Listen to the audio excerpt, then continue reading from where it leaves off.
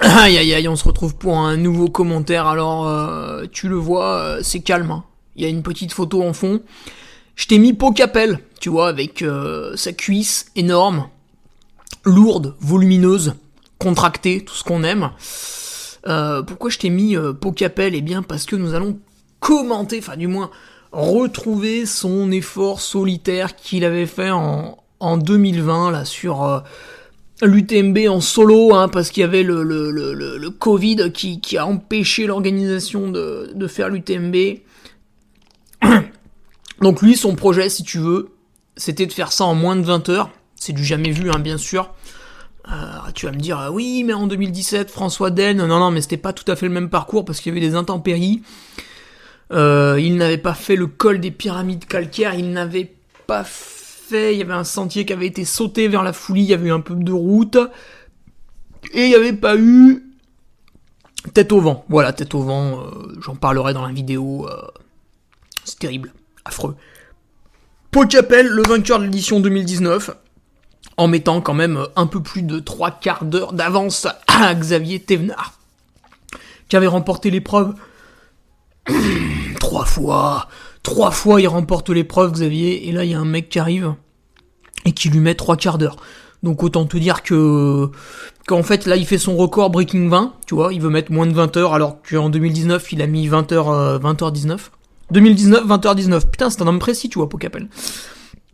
Il veut faire son record breaking 20, et là tu vas me dire, ouais, mais il n'y a pas les autres et tout, du coup c'est plus dur dans l'aspect motivation, etc. Je t'explique. Si tu connais pas le trail, si t'as pas vu, en fait, en 2019, qu'est-ce qui s'est passé? On a donné le départ de l'UTMB, et là il est parti tout seul. C'est, si tu veux, en cyclisme, c'est l'attaque au kilomètre zéro. Sauf que là, l'attaque au kilomètre zéro, en fait, c'est pas les équipiers qui la font, c'est Lance Armstrong, tu vois. C'est Lance Armstrong tout seul qui part au kilomètre zéro dans une étape de montagne. Et derrière, qu'est-ce qui se passe? C'est la branlée absolue, c'est la fessée ultime, voilà, c'est 3/4 d'heure. Hein. 3/4 d'heure, Xavier Thévenard, deuxième de l'épreuve.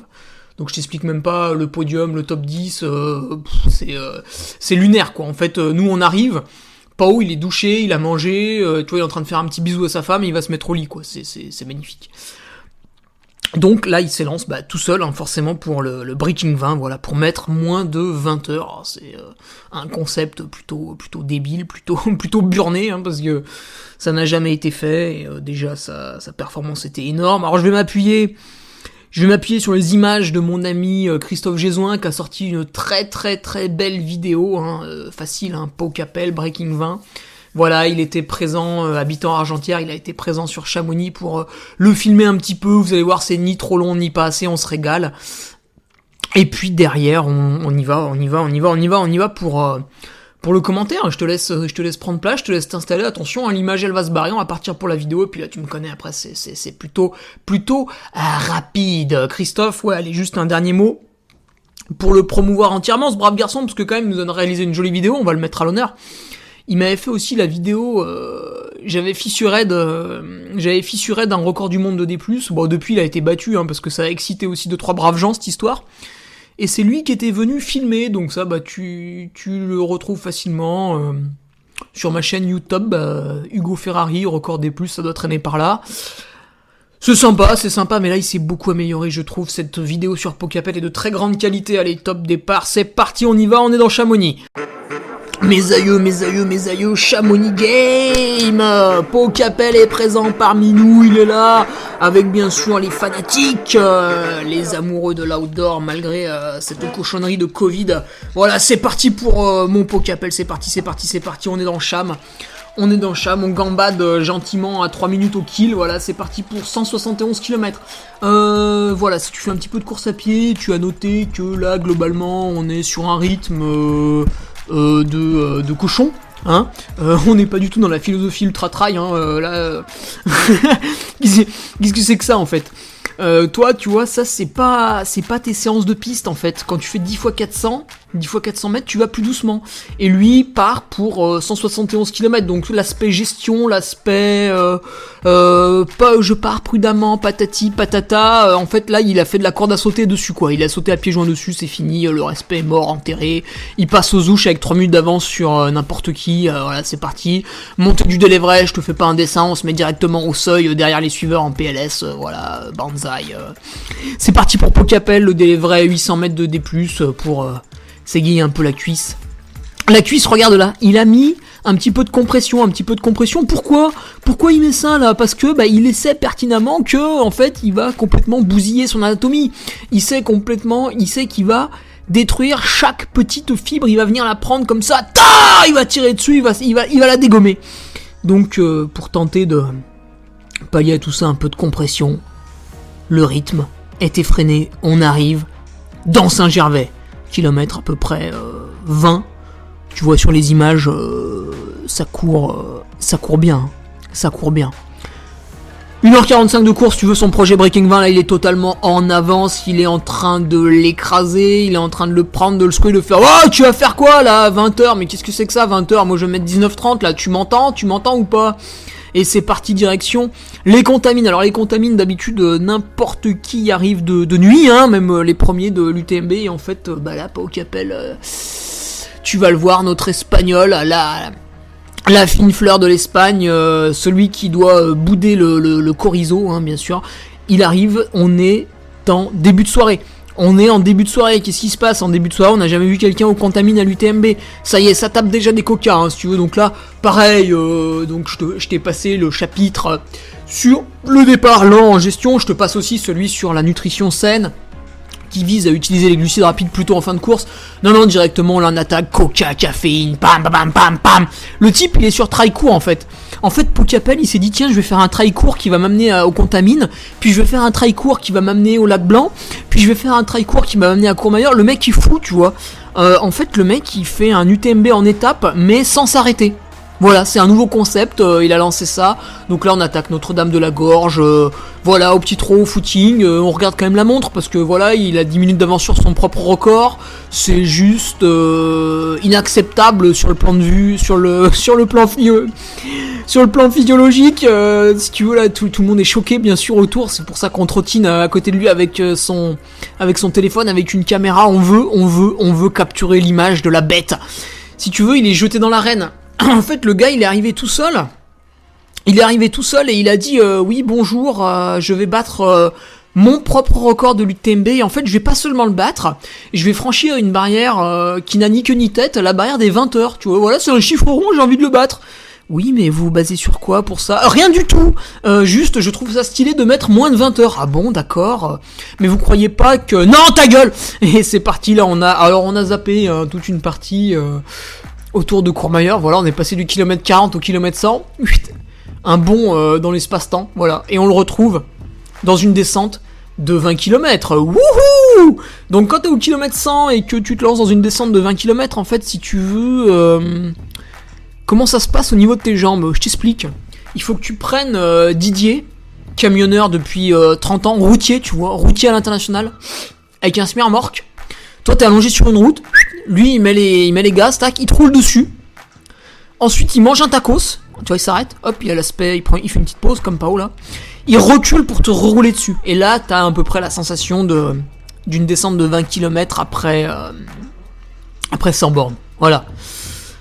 Christophe, qui nous fait la vidéo, c'est celui qui est en bleu, là, qui gambade et qui va sur la route, tu vois. Il est fatigué alors qu'il a couru que quelques kilomètres, et Pao, ça fait 115 bornes qui lutte. Voilà, un peu plus de 14 heures. Donc 14 heures d'effort, en fait, qu'est-ce que c'est? Faut t'imagines, toi t'es là, hop, tu te réveilles un peu comme monsieur tout le monde, c'est 8 heures, tu prends ton petit déj, et vers 22 heures, voilà, tu vas te coucher en regardant un peu la télé. Lui, en fait, pendant tout ce laps de temps, toi t'es allé au boulot, t'as regardé les gamins, t'as mangé, t'as fait une petite séance de sport d'1 heure, t'as trouvé ça dur. Lui, il a couru. En fait, il a couru, à traverser des champs, des lacs, des montagnes, des forêts, voilà, il a couru.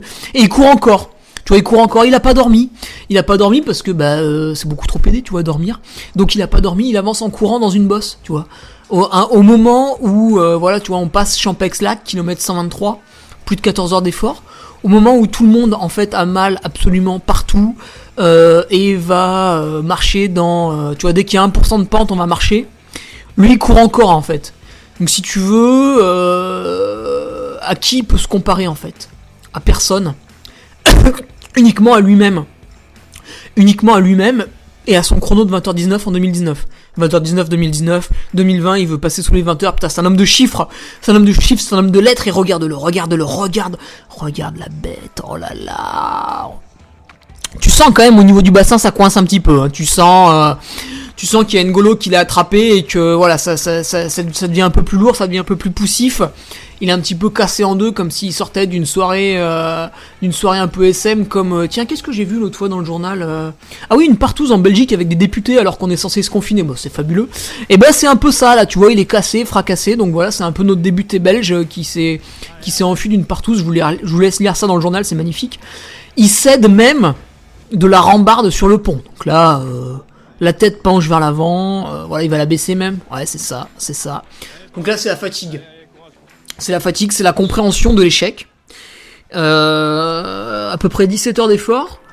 Et il comprend que ça y est, c'est foutu. Merde, j'ai dit à tout le monde, écoutez les mecs, je reviens à l'UTMB. Ah, t'avais fait 20h19, c'est énorme. Et là, il a fait, non mais taisez-vous, en fait, je vais mettre moins de 20h.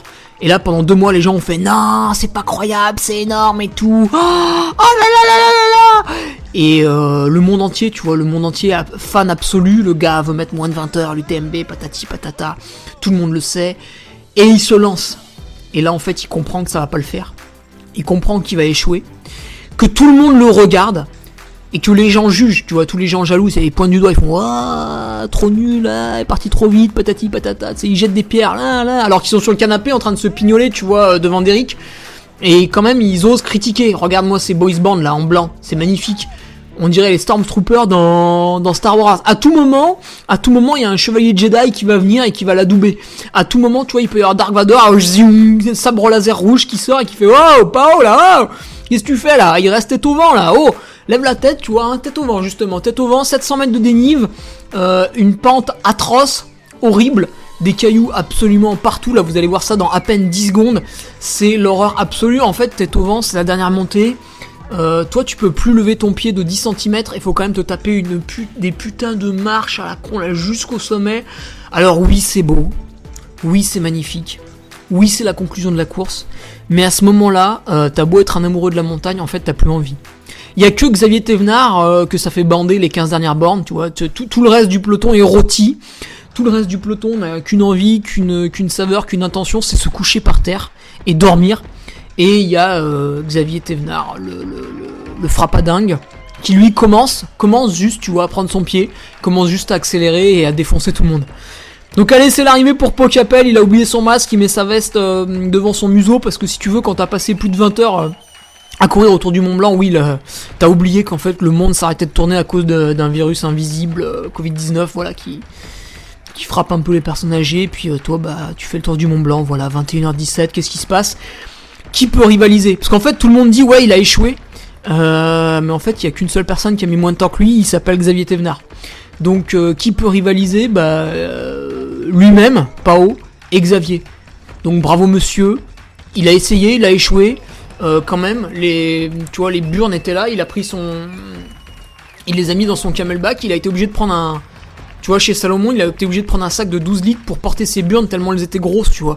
Parce que j'annonce que je vais faire un truc énorme, finalement j'y arrive pas, parce que bon, quand même j'ai les yeux plus gros que le ventre, mais je mets un point d'honneur à finir, et de manière honorable, puisque 21h17, c'est énorme.